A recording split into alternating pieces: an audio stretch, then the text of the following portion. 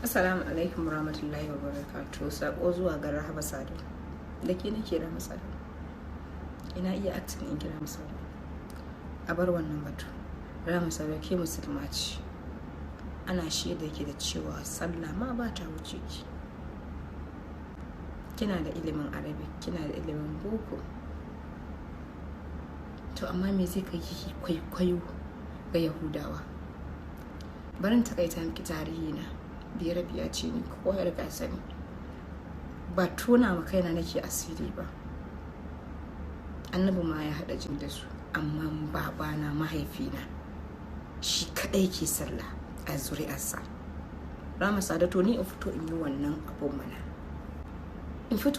abun mana. Ni ce ya kamata in yi ai, saboda na hada jini da Yahudawa, amma ban yi ba saboda darajar manzon Allah sallallahu alaihi wasallam.